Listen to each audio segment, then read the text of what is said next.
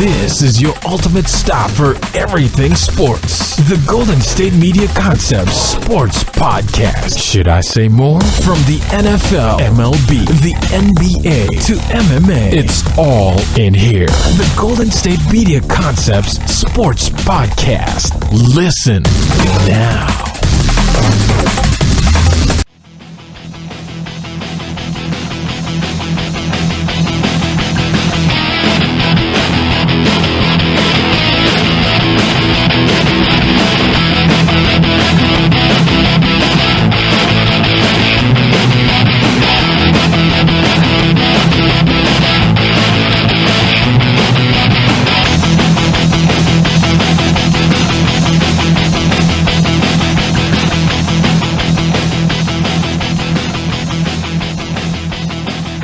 Hello, everybody, and welcome to the GSMC Sports Podcast, brought to you by the GSMC Podcast Network. I am your host, Jeff Malinoff, and with what has happened yesterday, after all the shows ended and everything for my podcast, Bryce Harper finally, after months of waiting and impatience and some therapy, okay, maybe a little too personal, but I've just been so, sometimes you gotta see therapy for how frustrated you are with some situations, and this was one of them, and how Bryce Harper was just not signing with any team. And anyways, he's finally signed with the team, and we'll talk about his massive contract and why did it take so long for that to happen. Also, we'll be talking about some NFL Combine stuff and how the mock draft's kind of changed in some people's minds due to some statistics and new updates on what players are about, and of course some NBA stuff. Anything else that needs to be talked about, we will be talking about. But first things first, Bryce Harper is officially, I don't think he signed the contract yet. I haven't seen a press conference or anything, but it is reported that he has signed with the Philadelphia Phillies. And the contract is pretty intense. And what I mean by that is a 13-year, $330 million contract, but with no opt-out. And I didn't read anything about a no-trade clause, but I'm assuming that's in there as well. That's just my assumption. So the prediction is he's going to be there for all 13 years. There's no out on in any year. So the only way they could possibly get rid of him is via trade. But I don't think they'll trade him until maybe the 9th, 10th season when it's getting closer and closer to the end of that contract. But obviously they unloaded the bank for him. He's now the biggest contract in baseball, passing Stanton's contract from the Marlins and now with the Yankees, which I think is how this is really going to go down. Is he signed a massive deal with one team, but he's going to finish off the contract with a much richer team. Like I can see by the 9th or 10th season, him being traded to a Yankee team or a Dodger team or something like that due to his massive contract. But that's just my prediction for that. But regardless, he's now a Philly, puts the Phillies in a good position to win a World Series. They were in the playoffs last year, if I'm not mistaken. And, I mean, they have talent around him for sure. And I guess he thought maybe that's the team that can win now. But I'm still curious why, if the Phillies were where he's basically going now, but why did it take him so long? Was it the fact that he wanted not to really go to Philadelphia, but they were offering him the biggest contract? Well, to be honest, they compared to others, the Dodgers were offering him a kind of a lower end contract, less years. I think it was around 140 million. But the contract would have been $45 million a year. This one's roughly in the a little under $30 million a year.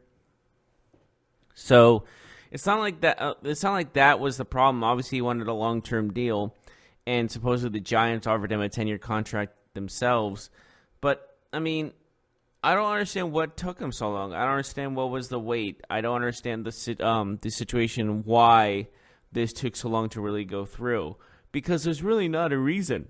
There's nothing you can say to me that can convince me that, oh, that makes sense why he took so long.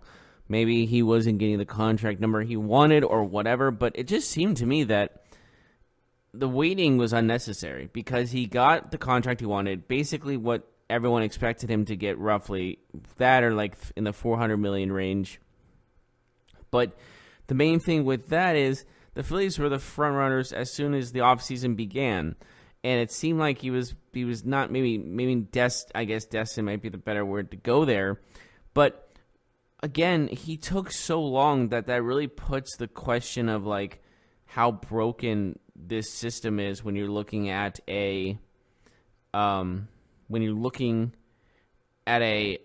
free agent market in baseball. They need to change something. You get players and reporters and everyone in between have said their piece about how broken the free agent market is in baseball. And after all of this, I honestly was like, didn't expect him to really go to the Phillies after all this because of how long it took, and he was supposedly the favorite and all this stuff. They're supposed to be the favorite this whole time, and then it changed to the Dodgers, and it changed to the Giants at one point. Then it changed to, I think the White Sox were a favorite at one point too. Man, the White Sox really were the ones that got jibbed because they were in the running for both Harper and Machado, and they wound up with nothing. And so the winners clearly are the Padres and the Phillies when you're looking at it. Obviously, the Phillies they have the talent and are a contender. And of course, Bryce Harper even adds more to that. So it's a very interesting thing to think about at the moment, just due to the fact that Harper brings so much to the table, and they've already moved up in like the favorites to win the World Series this year. But again, I still am curious why it took so long. I wish hopefully we can get an explanation of what was holding one or the other out, or however that situation worked out. But this just, to me, felt like almost like a waste of time. And I don't mean it in like an insulting manner. I'm saying it in the terms of like, he already made his decision. It felt like this already seemed like, I just wish this was more I don't know. This took too long. And if you were listening to the baseball podcast as well, you would know that I was so like frustrated with how long this was taking and such. So I overall was just thinking, after all of this, you look at the facts that you are going to waste our time with all this. This wait, I don't know how else to describe this as, just besides a waste of time. Because, like, we were all expecting right off the bat it was going to be the Phillies, and then all of a sudden, it's going to be this, and that. And then you're also looking at every major player said their piece about how broken the free agency is, and then the commissioner says, "Oh no, nothing's wrong with free agency." That's cheating. You're not cheating. That's just being just so stubborn and in denial that it's actually insulting. Because it's like the commissioner is oblivious to the fact that the free agency needs to be changed. Like, it's fine. It's like seeing a house on fire. It's fine. Obviously not in that sense, but I just think more along the lines of, you got to be kidding me. You're being a little ridiculous here. Why can't you just admit there's a problem with your free agency and your offseason, and something needs to be done of it? It's not shameful to say, it's a shame to say, hey, we're doing something wrong here. Admit that you're wrong and you're a little bit more graceful, but to say that, nothing's wrong with our free agency, you're just dead wrong. Everyone disagrees with you. A majority, I would say like 90% of MLB fans and players alike think there's a serious problem with the free agent market. And if you say, oh no, that's not the case, then you're the stubborn one. Then you're the problem. I really believe that. So how can you change it though? Should there have been the decision like Mark used to say there should have been? Maybe.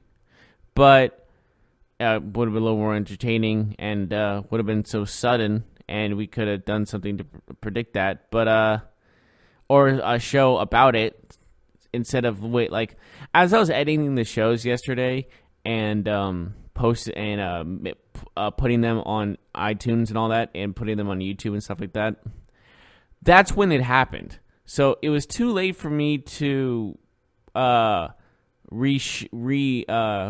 everything and put it on iTunes and all that stuff because of the fact that it was already at that point. I was already done by the point where it was official. And I'm like, why now? Why the most worst timing ever? Like that's another problem. Like maybe there should have been a decision. There should have been an hour-long show based off one guy saying what team he's going to play for next season. And of course, maybe that would have rubbed Washington National fans the wrong way, but I think they knew he was going to be done the moment the season ended. And, there was really so much you could do. Nationals, you had a great team around them, you just couldn't get it done. It's time to move on. That's the bottom line. And with that, the Phillies have kind of moved up in the favorites when it comes down to a World Series win. They were projected to have roughly 80 wins this season without Bryce. And then adding Bryce now, they are down to they're actually up 80 at 3 extra wins, so they're up to 83 wins. So not like number 1 seed by any means or anything like that. But regardless, I think it's going to be a very interesting season for the Phillies. And, there's kind of an insane amount of pressure on Bryce and the Phillies now to do well this season because of this huge signing.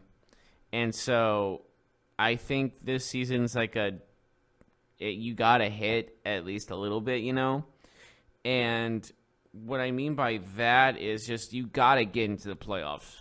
If you don't make the playoffs, then this whole thing's like, is Bryce worth this money? Then a lot of doubts come into play as well when you look at that.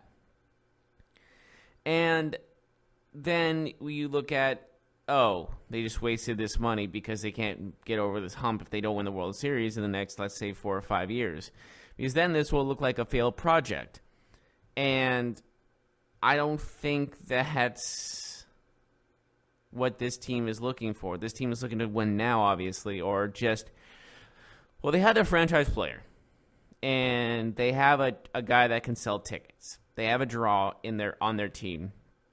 And that's going to bring in huge revenue. Now, is that going to benefit them in the free agent market for future signings? Maybe.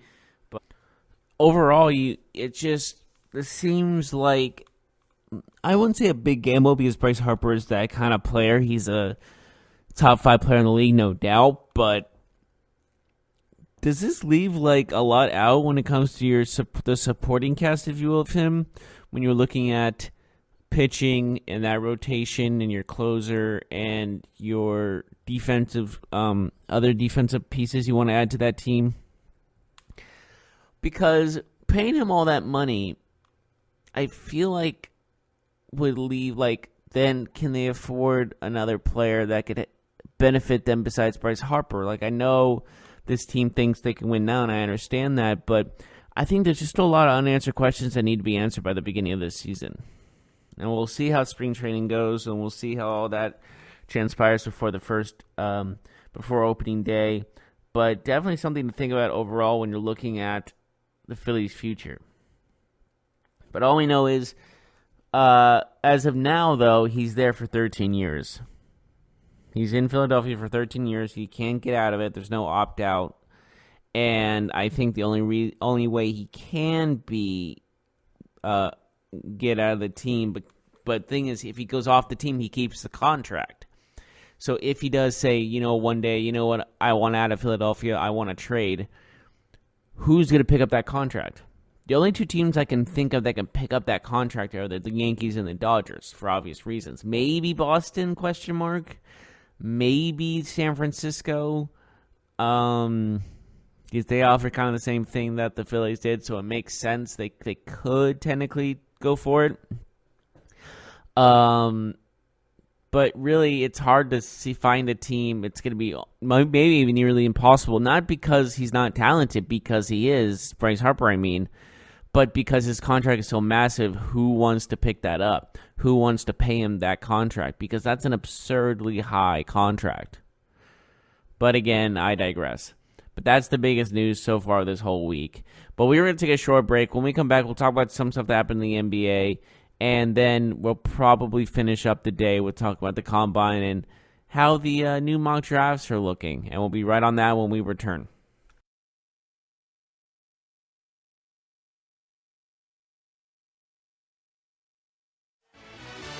Are you looking for the very best NFL and college football podcast? Then check out the GSMC Football Podcast. Get the latest football news both on and off the field. From the NFL Draft to trades to the rumor mill to the NFL Combines. They got you covered. That's GSMCpodcast.com/football-podcast. Get updates on college rivalries, game day insights, and much, much more. It's football talk the way you want it. This show eats, sleeps, and breathes football. Don't forget to like them on Facebook and follow them on Twitter. Visit GSMCpodcast.com for more info.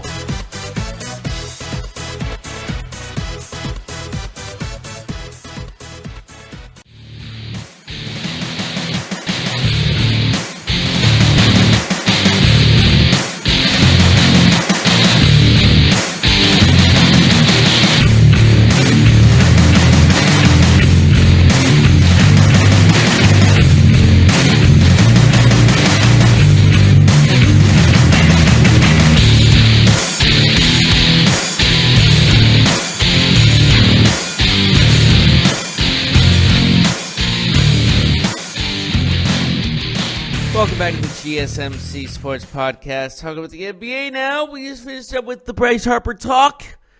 Now let's go to the NBA. As yesterday, we had some interesting games, but kind of a funny instance that happened the other day when it comes to the Nets game, because it was bobblehead night for a man by the name of LeVert.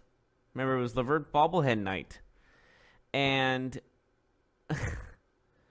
in his 20 minutes of play,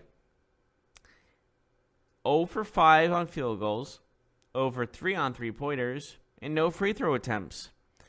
That's right, people. In his own bobblehead night, he had 0 points. His only stat line was 2 rebounds and 2 turnovers and 3 personal fouls. I've never seen someone actually do that bad on a night about them, basically, than I've ever seen anyone do that bad before.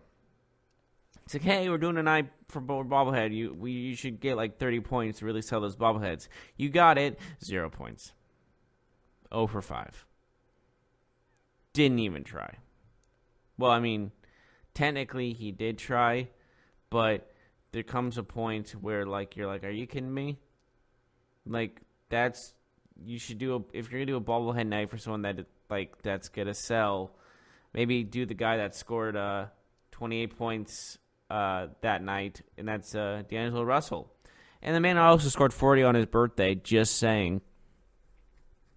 And he's even said this himself.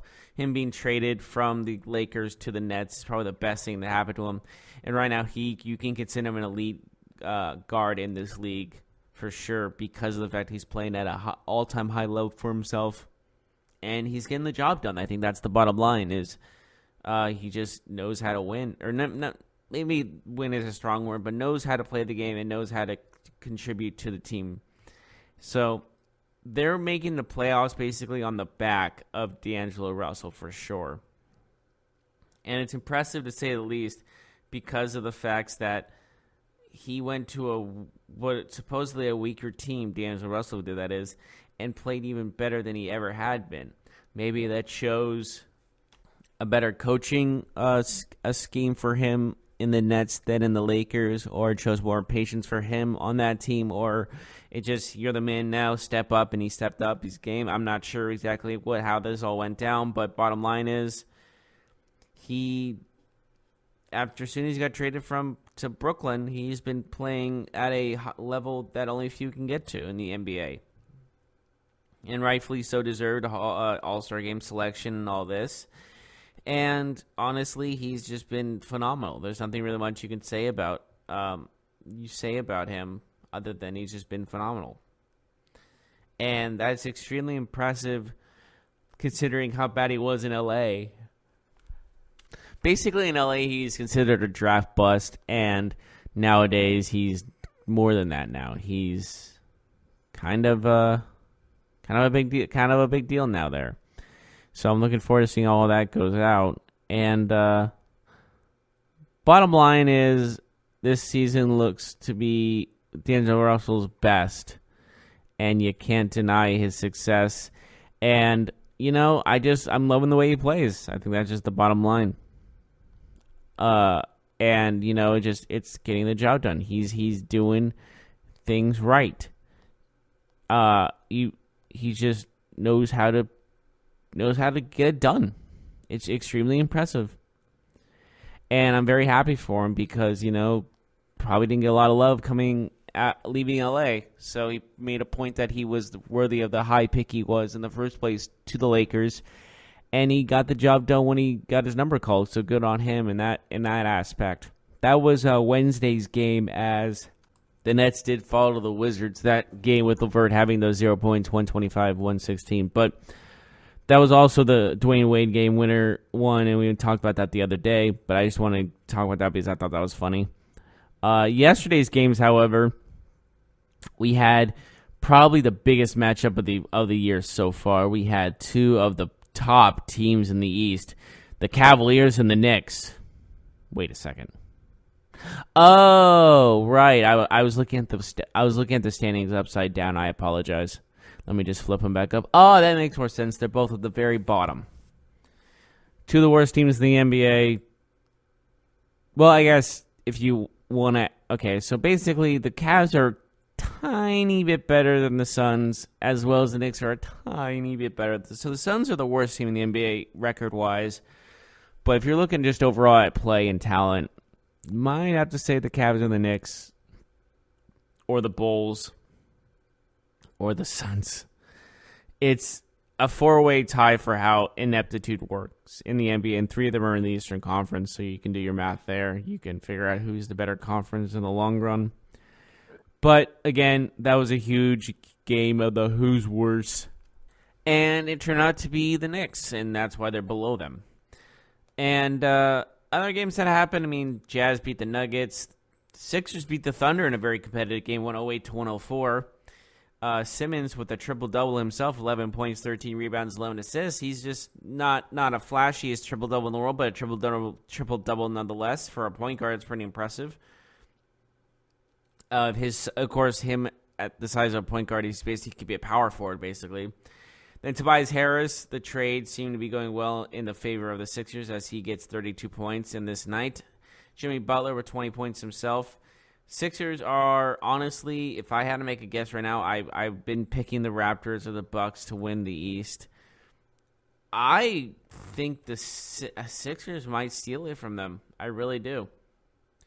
And it's just showing every time I see them play that they're an elite team.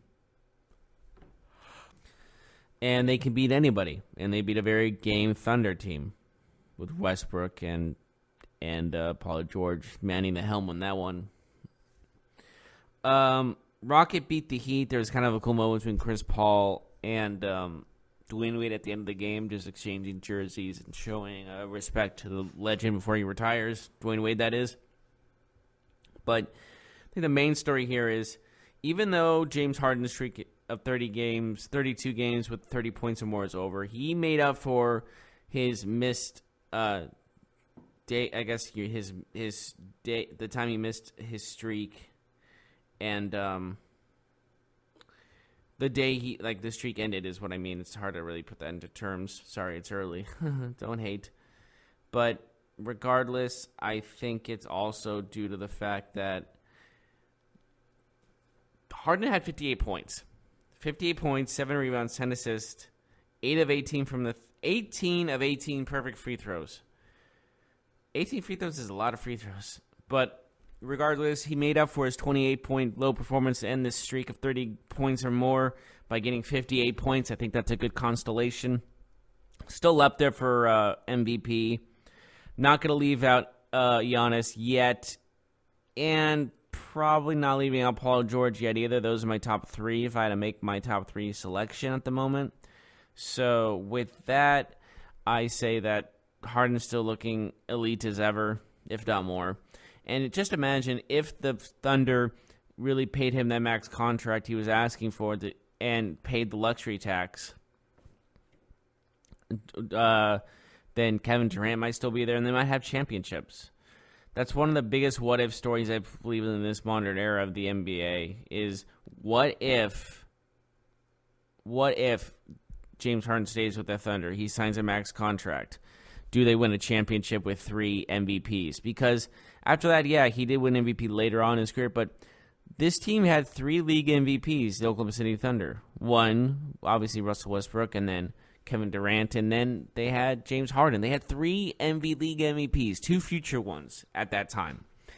I guess they're all 3 future ones at that time. But regardless, 3 league MVPs nonetheless. One might even be a back-to-back this year.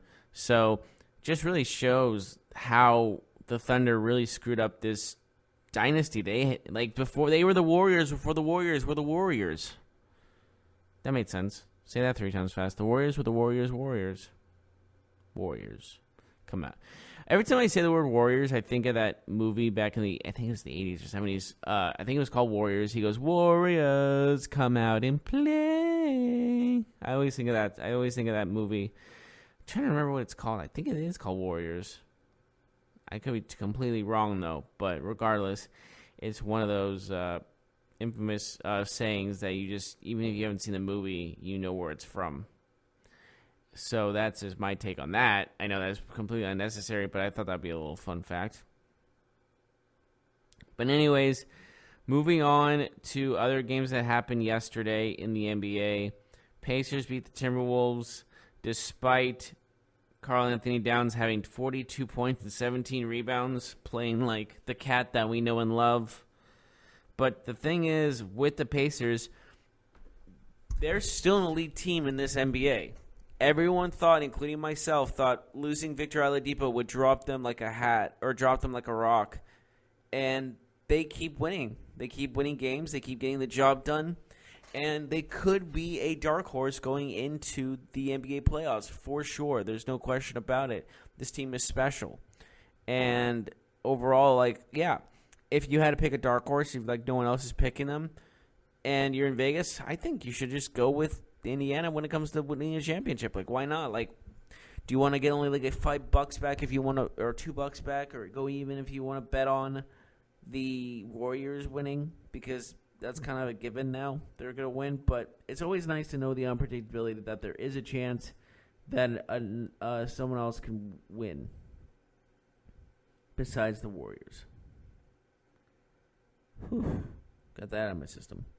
Anyways, the most interesting game today is not actually the Lakers and the Bucks to me, but it's the battle for the bottom seeds in the Western Conference as the Clippers, who are 8th in the West, play the 9th place Sacramento Kings.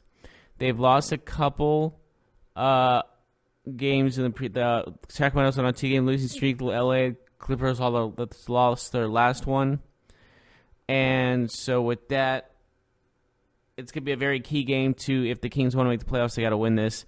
And of course, Marvin Bagley, for those who don't know, injured his knee in their game against the Bucks in their tough loss in overtime.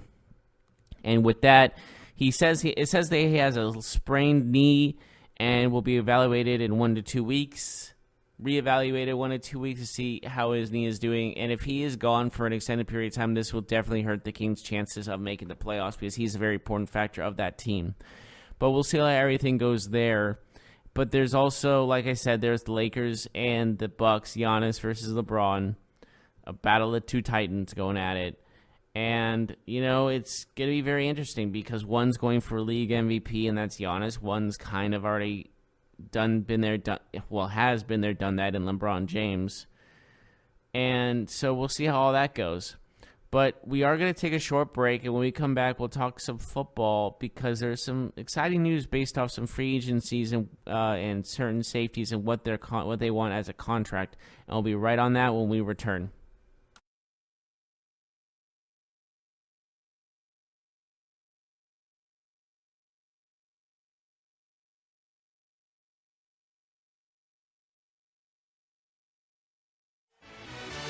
Check out the show that's built on the MMA, from the UFC to extreme cage fighting. They got the fights covered. Check out the GSMC MMA podcast. Get the latest news on past or upcoming fights. Join us as we talk to and about some of the biggest names in the MMA, past, present, and future. When it's the fight game, there's just one show to check out. GSMCpodcast.com/MMA-podcast. Don't forget to like them on Facebook and follow them on Twitter. Visit GSMCpodcast.com for more info.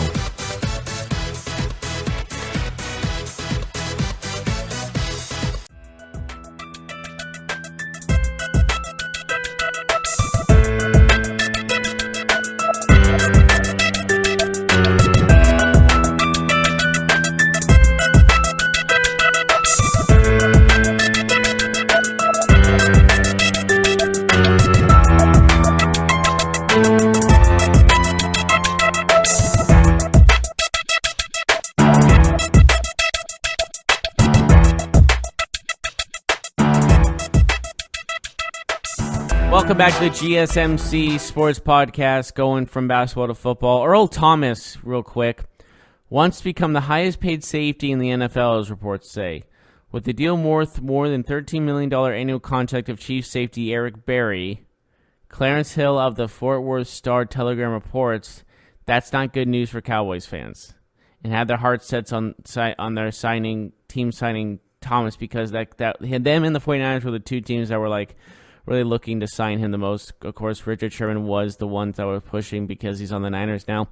But if he wants to be the highest paid player, and Eric Berry with his $13 million contract, that's a steep price to pay for an aging free safety for sure.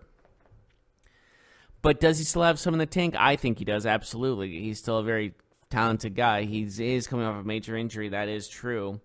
But we'll see how he responds to it next season, because that's always a sign of a leader and a good player, is how they respond to an injury the next time they step onto the field. If they're a little more conservative, that is fine, but they still play at a high level, then the injury really shouldn't matter in the long run. I mean, look at Richard Sherman. He came off an Achilles injury and played pretty good football, all things considered, with the 49ers. He didn't really get many passes to him because he was suffocating the guy that he was covering. So that's something you can look at in that circumstance. But if he wants to be the highest paid player and coming off an injury, that's asking for a lot. And I mean Earl Thomas. Because last time we saw him, he was getting carried off a stretcher, flipping off his own team. And with that, you think, oh, he just doesn't go out with those players. Maybe it's just them, but hopefully that doesn't put anyone else that's trying to go for him into any doubt in their minds, because of the facts that, oh, he seems kind of like a loose cannon, or so on and so forth, because of the fact he flipped off his own teammates as he was carted off the field. Because there's still a lot of unanswered questions for sure when it comes down to Earl Thomas. But why wouldn't you give him an opportunity? He's still a very talented back. He's still very good. It's not that hard to give him another opportunity. But, again, this is all an assumption. I'm sure he'll find a job. I'm sure he'll sign with a team. It sounds like Richard Sherman is his best bet to go to San Francisco. So 49er fans, keep your fingers crossed on that one. But regardless, I think it's one of those moments where you know that it's time to really figure out what your plans are for the next season. And I don't mean the free agency, I mean the teams, because whoever you sign, you're either going to be showing, are you rebuilding, or is this a win now type of thing? So it just depends on how aggressive you are in free agency and how aggressive you are in the draft. And we'll see how everything goes from there. It's going to be a very interesting situation to be there for sure. But overall, I do want to say that I guess the age-old question is, Richard Sherman that worth that money? Or not Richard Sherman, excuse me, Earl Thomas, is he worth that money? But he could possibly be. I'm not going to say yes or no in that circumstance, but we'll get on that in a little bit. But speaking of teams with bird logos on their heads, the Baltimore Ravens are generating buzz as possible Le'Veon Bell targets. And with Lamar Jackson running for his life on almost every single play and doing the run option, or the speed option or anything like that, it all depends on just how fast he he moves, for that to work, to change anything really. But if you're a guy that's on a brand new team and no one really knows who he is, then yes, you can't really make new moves on the fly like some very talented players can. And Le'Veon Bell is that one exception to very few players can. But again, his weight is still an issue. His work ethic is still an issue. Yes, he did sit out for a whole year. Is that going to affect his play? There's a lot of question marks and a big gamble going for Le'Veon Bell, but it might be worth it for some teams, and I don't blame them because he used to be the number one back in the league, but after missing a year, you're kind of questioning, is he still at that level? So we'll see how all that goes, and bottom line is, actually, let's just move on to the Combine as we're getting closer and closer to we saw some bench pressing the other day and all this other cool stuff. But, again, Kyler Murray is the one that made the most news. Like we said yesterday, he came in at 5'10" and an 1/8 inch. And so, with the new mock draft I saw by Mac Miller, he has Kyler Murray going number 1 to the Falcons, to the Cardinals, and then Nick Bosa dropping down number 2 to the 49ers, and everyone else dropping down a piece. Now, if the Cardinals do surprise me for a fact and do draft a Kyler Murray instead of holding on to Josh Rosen, Josh Rosen's is he gonna be traded to a good team for a good draft pick or a bad team for a bad draft pick? Like, what is he worth in the free agent market? We don't know at this time, but right now, just moving on to the draft again. If Kyler Murray goes first, this will change a lot of what's going on in the NFL right now for the Cardinals because it seems like they'll be at a whole new reboot than they were before. They still need weapons around their quarterback regardless who it is, so it's not going to be over by this draft. It's not going to be a turnaround from this draft. There's going to be a year or two of lull. So that's what I believe in, at least.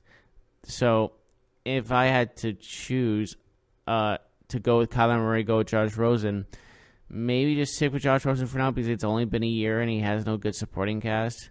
But again, it just all depends. What do you do? What do you prefer? Be organized about it, make sure everything's in regulation, or when something bad happens, call the office and have Michael Scott go crazy, Anyways, I'm going off topic. But my main factor is it's a huge risk going for Kyler Murray in the first round as the number 1 overall pick. Because now you have 2 starting quarterbacks, but now you have to get rid of 1. And if you get rid of Josh Rosen, who's going to trade for him for let's say a first round or second round pick? That's just not going to happen. I don't think he's worth that big of a trade. But again, Amari Cooper was drafted or traded for a first round pick, so I guess anything is possible. But I don't see a team also looking to trade for him because there's a lot of good quarterbacks in this draft that you can go for, like a Drew Lock or a Daniel Jones if you're late, or a Dwayne Haskins or a Kyler Murray if you're early in the draft. So I think it's best if Josh Rosen just stays put. It's best if he stays the quarterback with Kingsbury and just work on him and not think about bringing in another quarterback. Because now you're in this huge situation where it usually ends ugly. So that's just my piece on it because you don't want this to end ugly. I don't think anyone will want it to end ugly because, who likes ugly? And also the fact that this would end mainly on a sour note, and you would immediately see Rosen as a bust, and it would be a little unfair to call him a bust right now because he just started. He's on a terrible team, horrible offensive line. I already said my piece about this the other day, but I just think more line would be very unfair. I understand why you would go after a talent like Kyler Murray. He has a lot of Russell Wilson in him, and Russell Wilson's a former champion. But you got to give Rosen an opportunity. You got to give him time to marinate. I said this over and over again. You got to give these players time to marinate, and you're not giving them the time to do that. You're costing yourself draft picks and all this money because you're impatient. You got to be patient with your quarterbacks. You can win. Just be patient and build around them and have players that can do stuff around them. They can't do everything on their own. Just defending them in general. Because how many times have we seen a coach or a team be impatient with a quarterback that has only had a X amount of time, a very short amount of time, as this in the starting job, and then just get whisked away just like that? You can't do that to the guy. You can't be that impatient because that's not how it works. You're not going to find a guy right off the bat that goes 15-1 and throws for 50 touchdowns. I mean, exception to the rule is probably Patrick Mahomes, but he had a year off. So that's all I'm going to say about that. Just marinate it. But yeah, just moving on from this, we are going to take a short break. When we come back, we'll finish up the day with anything else we need to talk about in the last couple of minutes, and we'll be right back at that.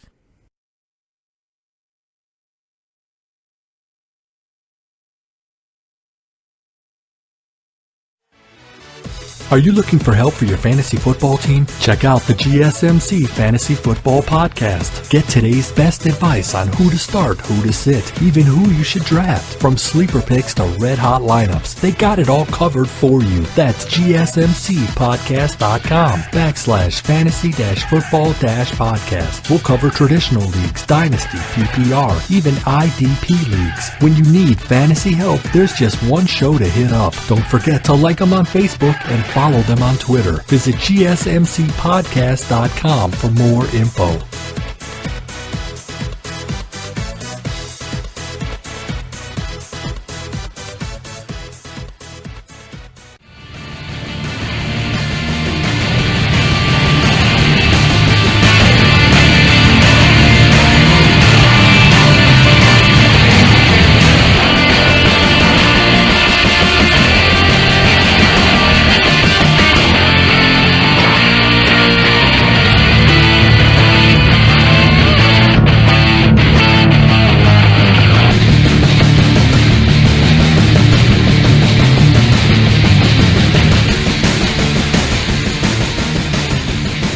Welcome back to the GSMC Sports Podcast. I just have one final question for the day. The Patriots, they have the last pick in the draft, and with Brady being in his 40s, he says he wants to play to 45, which is still a few years from now. He still has time in his mind, which makes sense because he just won a Super Bowl, so why wouldn't he think he could play longer? Is it time for the Patriots to draft a quarterback? Because this is a draft class where they're not as highly touted as usual, and because this is mainly an edge rushers class, so they could probably steal a good quality quarterback with the first round draft pick, like a Daniel Jones or a Drew Lock that can drop that low. But do they do it? You know, I don't think that would upset Brady too much. And it would put your team in a position so they can marinate a guy behind him and try to do better when he's gone, kind of like an Aaron Rodgers to Brett Favre type of thing. So, yeah, I definitely would say that this needs to get done this season because I feel like they would be in a denial if they don't. But see, you don't do a free agent for a young quarterback. See, unless like you trade for Josh Rosen or something like that. If they're going to get rid of Josh Rosen and go for Kyler Murray, the Cardinals are. But you really don't know in that circumstance. So there's still a lot of other possibilities. But man, a Daniel Jones or a Jude Lock would be perfect for that team in that first round draft pick because of the fact you have a team already that can win a Super Bowl. You proved it already. Free agency has always been kind to you, the Patriots, I mean. And so why not just go for a quarterback in the first round and make some other pieces later on, build some other pieces around your current team later on, and so you have your pick you have your quarterback for the future. And don't what's the word I'm looking for? Don't overthink this and just say, "Oh, Brady's our guy. He'll be offended if we get another quarterback." He's 42 years old. I think he'll understand that you think you look for another quarterback when he's gone because, if anything, if he's done by 45, that's only 3 seasons left, and a guy with 3 seasons behind a veteran quarterback might be doing wonders for him because that's the number of years Aaron Rodgers was behind Brett Favre. So it all just makes sense. So if I'm the Patriots, go for one of the quarterbacks. If I had to pick one of those quarterbacks, I'd probably go with Daniel Jones out of Duke. He could probably drop there and probably get good hype for them. But that should be our show today. Thank you so much for joining us. I hope you all enjoy your weekend. Please tune us in Monday. And we'll probably get more information we're in the month of March now. We're getting closer and closer to the official start of the next season in the NFL and basketball this weekend as well, finding out more information about how the playoffs are going to be forming.